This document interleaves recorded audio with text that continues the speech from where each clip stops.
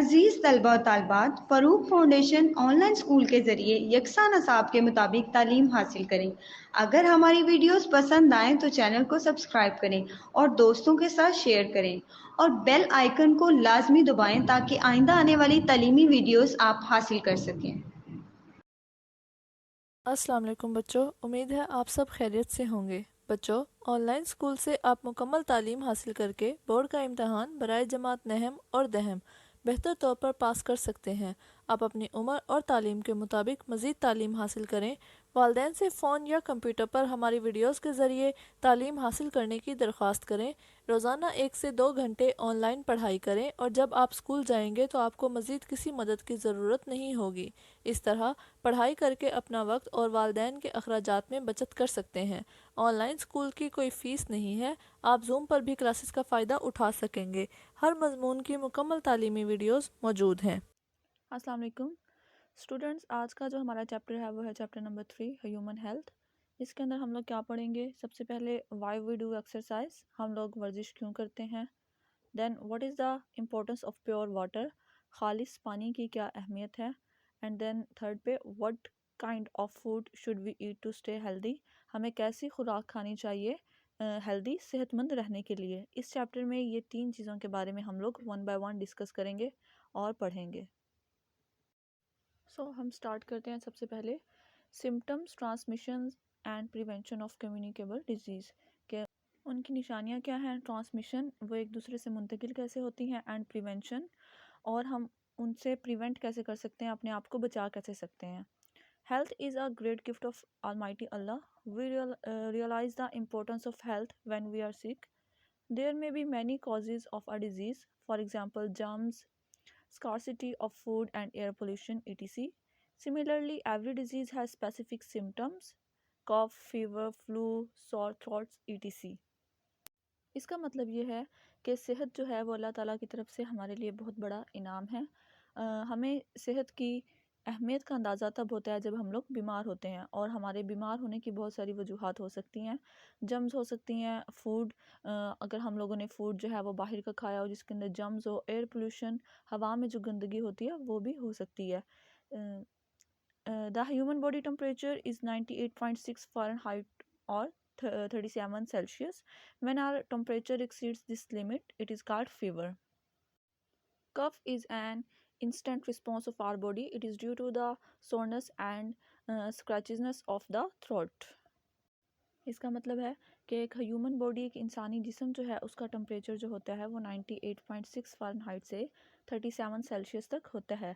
अगर टेम्परेचर इससे ज़्यादा हो जाए तो हमें क्या हो जाता है? बुखार हो जाता है। और कफ़ जो है, खांसी जो है, वो किस वजह से होती है? अगर हमारे गले में ख़राश हो जाए या फिर हमारा गला जो है ख़राब हो जाए, उसकी वजह से क्या है, हमें बार बार खांसी होती है। नेक्स्ट है हमारे पास contagious disease. If any one of your class fellow suffers from flu, then usually the teacher advises him to take rest at home. Why does the teacher say this? The teacher advises because the other children may not get flu. Flu is a disease which is transmitted from one person to another.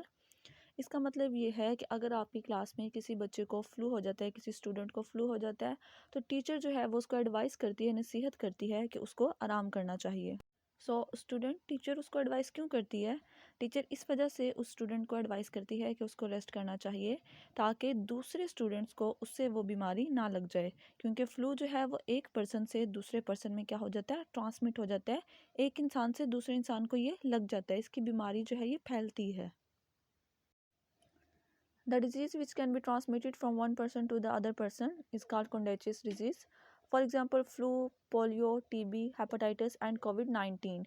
The flu patient complains about congested or runny nose and headache. Student, contagious disease उस disease को, उस बीमारी को कहते हैं जो कि एक इंसान से दूसरे इंसान में मुंतकिल हो जाती है।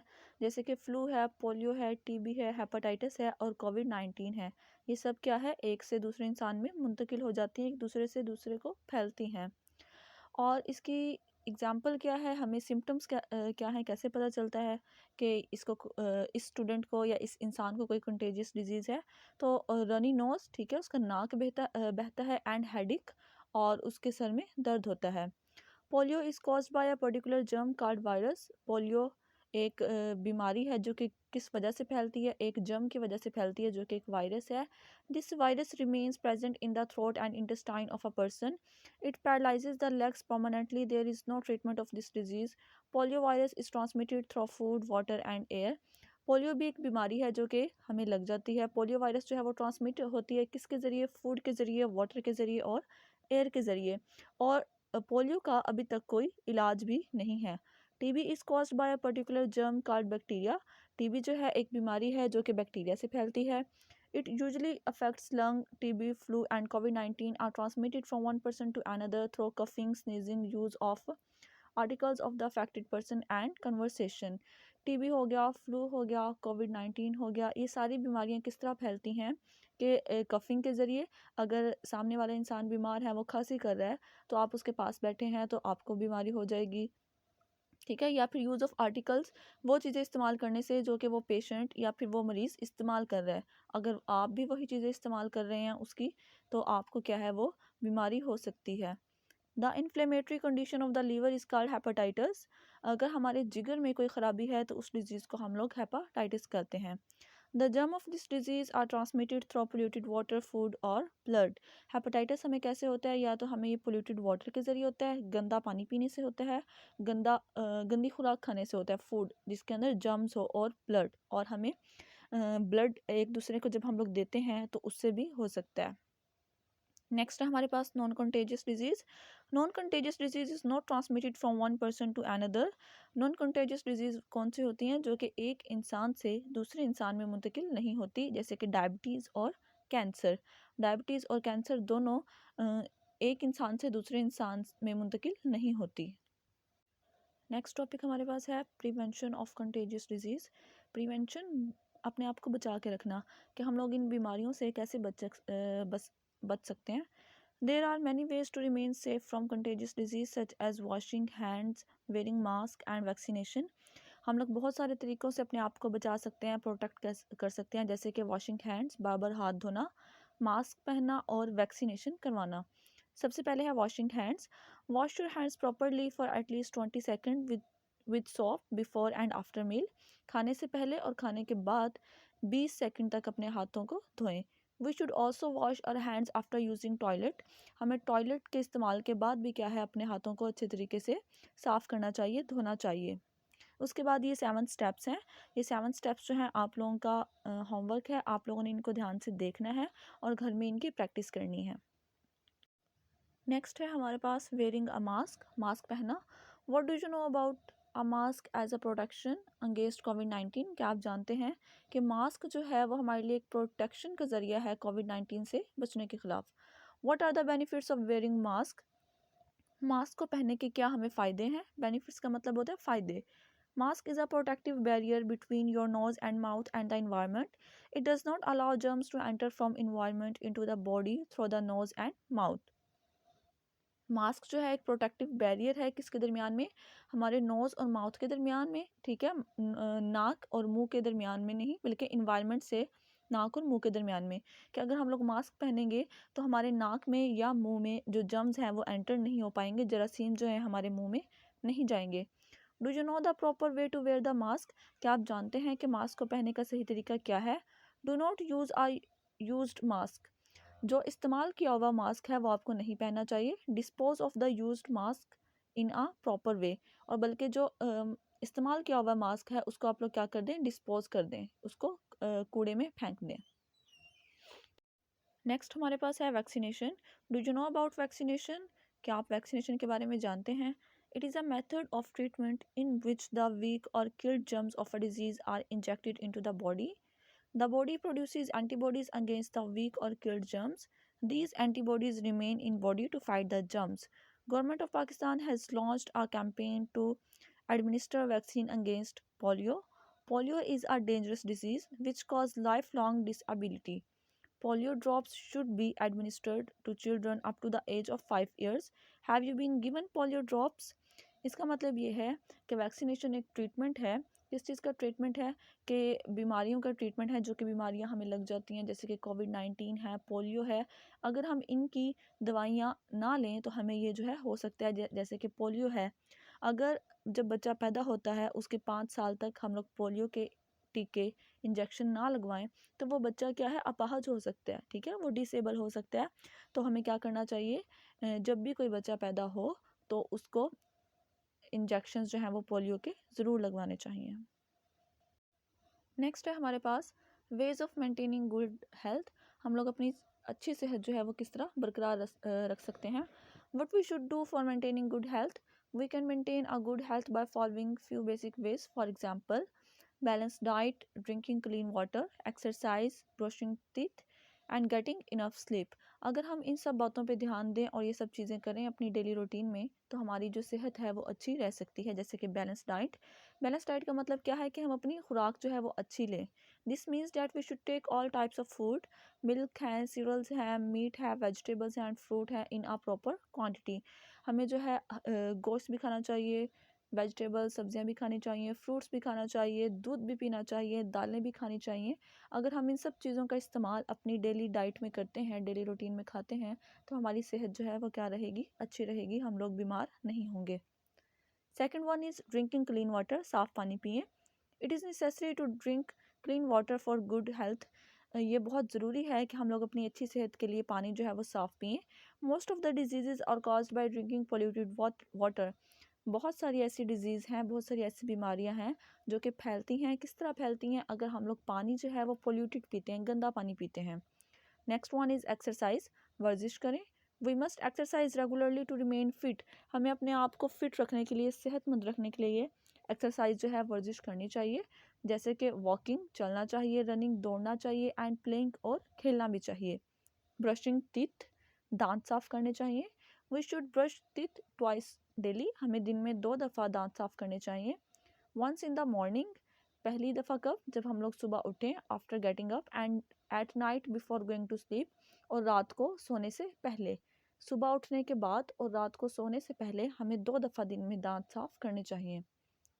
Next one is getting enough sleep. हमें नींद अपनी पूरी लेनी चाहिए, टाइम पे सोना चाहिए और टाइम पे उठना चाहिए। It is necessary to have sound and complete sleep. Children must sleep for 8 to 10 hours daily.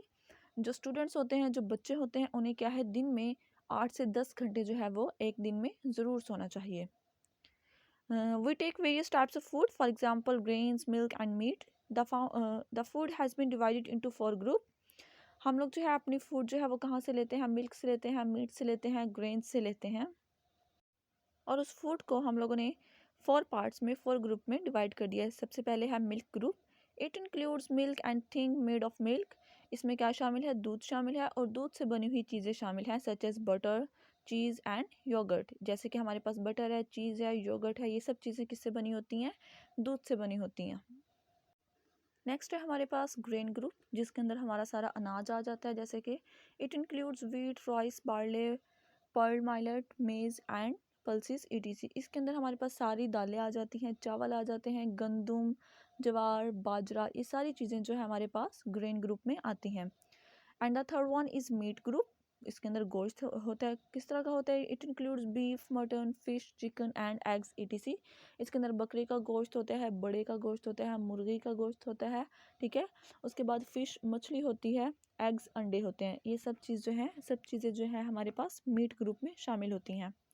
Fourth one is fruit and vegetable group, सब्जियों और फलों का ग्रुप। It includes fruit such as apple, orange, banana, mango, grapes and papaya etc.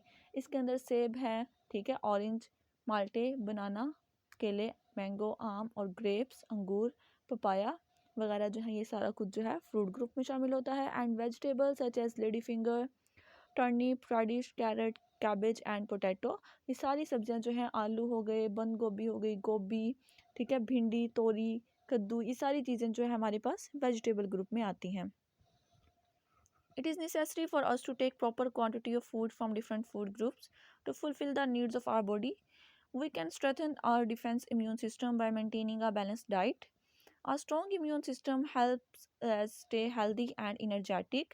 हमारे लिए ये बहुत ज़रूरी है कि हम इन सब चीज़ों में से, जो 4 ऊपर ग्रुप बताए गए हैं, इन सब में से थोड़ी थोड़ी क्वांटिटी लें और अपनी खुराक को बेहतर रखें, ताकि हमारी बॉडी जो है वो क्या रहे, स्ट्रॉन्ग रहे। हमारा जो इम्यून सिस्टम है, हमारा बॉडी का वो अच्छा रहे और हम लोग बीमारियों के ख़िलाफ़ लड़ सकें, ठीक है। However, it is important to know that food requirements vary from person to person according to their age and working style. A diet that contains different kinds of food in proper quantity to fill the need of the body is called a balanced diet. Balanced diet हम ऐसी diet को बोलते हैं balance diet हम लोग ऐसी diet को बोलते हैं जिसके अंदर हर तरह की फूड की क्या है थोड़ी थोड़ी क्वांटिटी शामिल हो, उसके अंदर ग्रेन्स भी हों, मीट भी हो, फ्रूट वेजिटेबल भी हों और मिल्क भी हो। सब चीज़ें जब मौजूद होंगी तो वो हमारे पास क्या होगी, एक बैलेंस डाइट होगी। और बैलेंस डाइट जो है वो उम्र के लिहाज से क्या होती है, वेरी होती है, डिफरेंट करती है पर्सन टू पर्सन। देन हमारे पास है clean water is necessary because water is life. Clean water हमारे लिए क्यों ज़रूरी है, क्योंकि वाटर अगर है तो ही हमारी ज़िंदगी मुमकिन है। 60% of the human body consist of water. Blood circulates in the body and provide oxygen and food to every part of the body due to water. हमारी बॉडी का, हमारे जिस्म का जो 60% है, 60% हिस्सा जो है वो पानी से मिलके बना होता है। और हमारी बॉडी में, हमारे जिस्म में जो खून गर्दिश कर रहा होता है वो भी सिर्फ पानी की वजह से कर रहा होता है।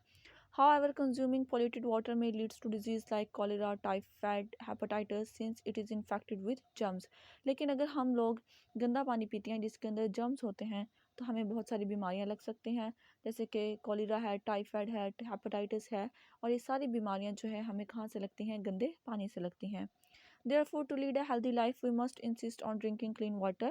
तो इसलिए अगर हम सेहतमंद ज़िंदगी गुजारना चाहते हैं तो हमें पानी क्या है, बिल्कुल साफ़ पीना चाहिए। Every year on 22 March global water day is celebrated. हर साल पूरी दुनिया में 22 मार्च जो है वो पानी के लिए मनाया जाता है, उसको सेलिब्रेट किया जाता है। नेक्स्ट हमारे पास है फैक्टर्स पोल्यूटिंग वाटर। ऐसे कौन से असबाब हैं, ऐसे कौन से ज़रिए हैं जिनकी वजह से पानी जो है वो गंदा होता है। Air consist of various gases, dirt and particles.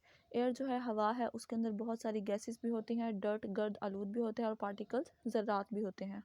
All of this mix with rain. ये सब चीज़ें क्या है, पानी के साथ मिक्स हो जाती हैं, बारिश के साथ मिक्स होती हैं। Such rain water reaches ponds, canals, rivers and lakes etc। और ये सारा पानी बारिश का कहाँ पे जाता है, पॉन्ड्स में, तालाब में जाता है, नदी नालों में जाता है, दरियाओं में जाता है, ठीक है। एंड पोल्यूटेड डैम, और उन सब पानी को क्या कर देता है, पोल्यूट कर देता है, गंदा कर देता है। The poisonous water coming from homes, factories, insecticides, fertilizers and garbage is also polluted.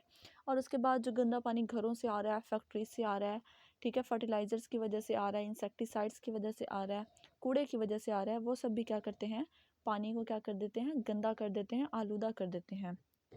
Make water clean and suitable for drinking. पानी को क्या करें, क्लीन करें, उसको उबाल लें। There are many ways to make water clean and suitable for drinking. We will study here only boiling and filtration.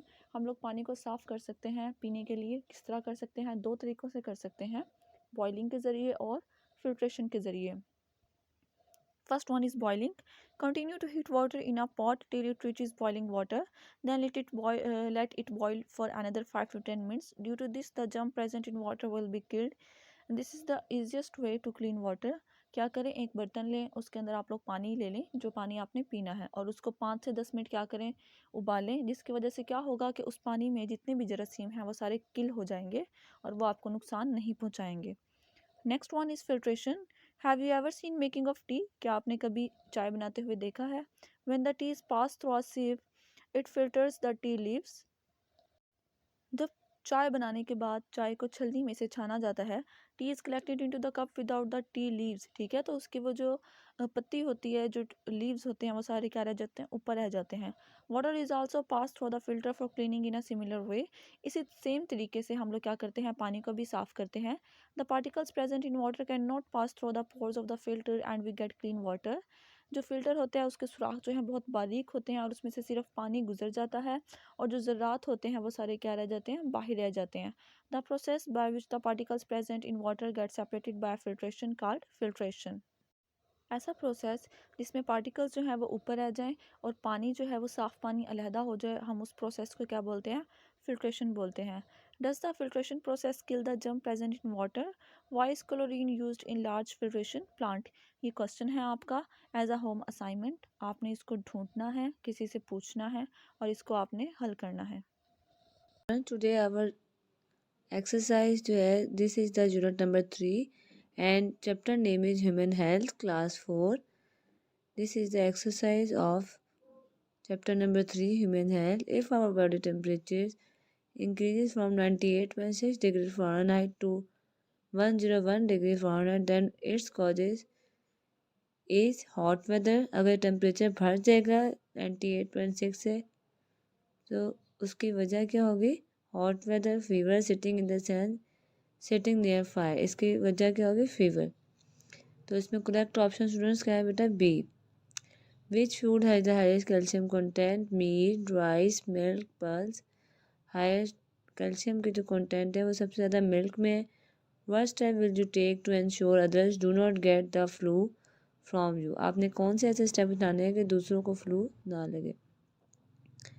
A option में देखें, वॉश हैंड। सेकेंड में sleep for more time. C sit in the sun. D wear mask. तो इसमें correct option students क्या है? Wear mask. What is the cause of polio? Polio को क्या वजूहत है? बैक्टीरिया, वायरस, हाउस फ्लाई या मॉस्किटो? तो पोलियो की जो कॉज है बच्चों वो है वायरस। फिफ्थ एमसीक्यू देखें, it is necessary for the prevention from contagious disease. हमें अगर कॉन्टेजियस डिजीज़ से बचना है तो हमें क्या चाहिए? जो अहम बातें क्या है? Wearing mask, washing hand, vaccination. तो wearing mask, washing hand, sitting in the sun. C option में देखें, washing hand, sitting in the sun, sleeping more. और डी ऑप्शन में vaccination, washing hands, not sitting in the sun. तो बच्चों इसमें सही option कौन सी होगी? ए ऑप्शन, जिसमें है कि हमें मास्क पहनना चाहिए, हैंड वॉश करनी चाहिए, और थर्ड में है वैक्सीनेशन। ठीक है, तो ये बच्चों हमारे ह्यूमन हेल्थ के एमसीक्यूज थे। Now I will tell you the answer of short question answer. First देखें, right 3 reasons for falling sick. Differentiate between contagious and non-contagious disease. What is the benefit of coughing? How does vaccination save us from contracting a disease? What is meant by a balanced diet? Now students, look at the answers. Write any 3 reasons for falling sick. 3 वजूहत जो है वो बीमार होने की या सिक होने की, वो क्या है? फर्स्ट में देखें, following are the reason. First में देखें बेटा, जर्म्स।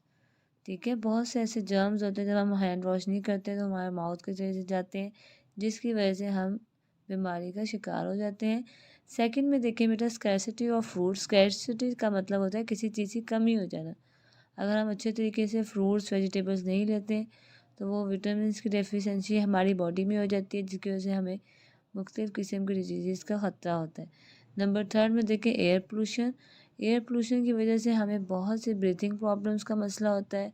इसके अलावा डस्ट एलर्जी होती है और भी बहुत से ऐसे स्किन एलर्जी का भी ख़तरा होता है। तो बच्चों ये इसका आंसर क्या है कि कौन कौन सी 3 वजूहत है जिसकी वजह से हम बीमार होते हैं। क्वेश्चन नंबर 2 देखिए बेटा, differentiate between contagious and non contagious disease. Contagious disease देखें, दी डिजीज़ वो वाली disease which can be transmitted का मतलब होता है एक से दूसरे में ट्रांसफ़र होना, यानी कि जाना, मुंतकिल होना। From one person to the other person is called contagious disease. ठीक है, the disease which can be transmitted from one person to the other is called contagious disease. Now this is the difference between the contagious and the non-contagious disease. अब हम बताने जा रहे हैं कि what is the non-contagious disease. non-contagious disease जो होती है बेटा वो क्या होती है? non-contagious disease में ट्रांसमिशन नहीं होती, एक इंसान से दूसरी जगह मुंतकिल नहीं होते। non-contagious disease is not transmitted from one person to another. एक इंसान से दूसरे इंसान में नहीं जाती। डायबिटीज़ और कैंसर। थर्ड क्वेश्चन में देखें बेटा, what is the benefit of coughing. यानी उन्होंने आपसे पूछा है कि जब हम कफिंग करते हैं तो उसका फ़ायदा क्या होता है। जब हम कफिंग करते हैं तो उससे हमारे अंदर जो जर्म्स होते हैं वो रिमूव हो जाते हैं, खारिज हो जाते हैं। ठीक है, the coughing removes obstruction, for example dust और mucus from the windpipe. तो कुदरती तौर पे अल्लाह ताला ने जो हमारे बॉडी के अंदर निज़ाम बनाया है, तो इसमें क्या है कि जब हम कफ़िंग करते हैं तो उससे हमारे जो डस्ट पार्टिकल्स होते हैं और म्यूकस होती है, जो एक्स्ट्रा म्यूकस हमारे थ्रोट में होती है, वो जो है वो हमारे बाहर आ जाती है और हमें आसानी से विंड पाइप के ज़रिए से हम आसानी से सांस ले सकते हैं। नंबर 4 में देखिए बेटा, how does vaccination save us from contracting a disease. अब बच्चों, जैसे कि आपको मालूम है कि कोरोना वायरस की भी वैक्सीन लग रही है, तो बच्चों आपको पता है कि वैक्सीनेशन जो है हमें डिजीज़ से बचा के रखती है, हमें सेव रखती है। अब इसमें क्या मेथड है बच्चों? It is a method of treatment. ये ऐसा ट्रीटमेंट है कि एक ऐसा इलाज है जिसमें इन विच द वीक और किल जर्म्स, जिसमें वीक और किल जर्म्स जो होते हैं बेटा, वो जो होते हैं वो are injected into the body, वो हमारी बॉडी में इंजेक्ट किए जाते हैं थ्रू वैक्सीनेशन द बॉडी। अब हमारी बॉडी जो है वो उसके प्रोड्यूस करती है। प्रोड्यूस का मतलब होता है बनाना। प्रोड्यूस का क्या मतलब होता है? बनाना। एंटीबॉडीज़ अगेंस्ट द वीक और किल जर्म, हमारी बॉडी जो है वो उसके बारे में एंटीबॉडीज़ बनाती हैं ताकि वो उन जर्म्स को किल कर सके। These antibodies remain in body to fight the germ, और वो वाली जो एंटीबॉडीज़ बनती हैं हमारी बॉडी में, उससे क्या होता है कि हमारी बॉडी में जो भी जर्म्स एंटर होता है वो उसके ख़िलाफ़ फ़ाइट करती हैं। फ़ाइट का मतलब होता है उसके ख़िलाफ़ मुकाबला करती हैं या लड़ती हैं। What is meant by balance diet? ये बच्चों हमारा लास्ट क्वेश्चन है यूनिट नंबर 3 का।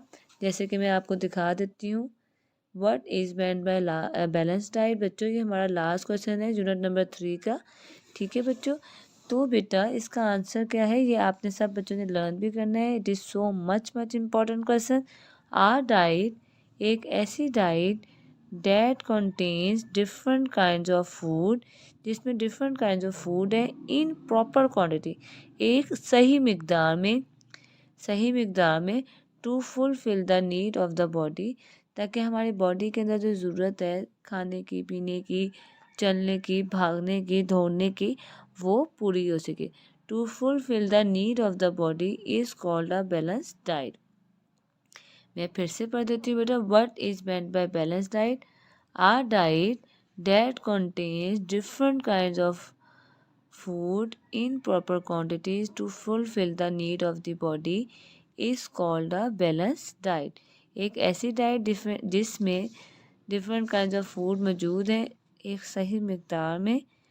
ठीक है, टू फुलफिल का मतलब होता है हमारी बॉडी की ज़रूरत को पूरा करने के लिए is called a balance diet.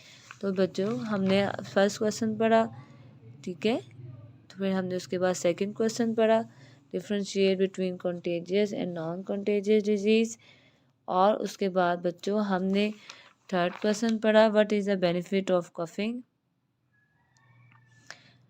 फिर हमने पढ़ा how does vaccination save us from contracting a disease. ये एक ऐसा इलाज है जिसमें वीक और किल जर्म्स को बॉडी में एंटर किया जाता है। जब वो बॉडी में एंटर होते हैं तो हमारी बॉडी में बेसिकली बच्चों कुदरती के तौर पे एंटीबॉडीज़ पैदा होती हैं जो कि जर्म्स को किल करती हैं। These antibodies remain in body to fight the germs. उसके बाद लास्ट क्वेश्चन बच्चों हमने यूनिट नंबर 3 का पढ़ा, what is meant by balance diet. Balance diet की डेफिनेशन क्या होती है? एक ऐसी डाइट जिसमें प्रॉपर जो क्वांटिटी होती है वो विटामिन्स की, कैल्शियम की, पल्सिस की मौजूद होती है। ठीक है, तो बच्चों प्रोटीन्स होते हैं और डिफरेंट तरह के न्यूट्रिएंट्स होते हैं जो हमारी बॉडी के लिए बहुत बेनिफिशियल है। तो बच्चों आप बताओगे कि आप क्या डाइट खाते हो? आप बैलेंस डाइट खाते हो? और आप सब बच्चों को बेटा ज़्यादा से ज़्यादा वाटर और फ्रूट्स, तमाम हेल्दी डाइट्स, वेजिटेबल्स भी खानी चाहिए। तो बच्चों अपना ख्याल रखिएगा। अल्लाह हाफिज़।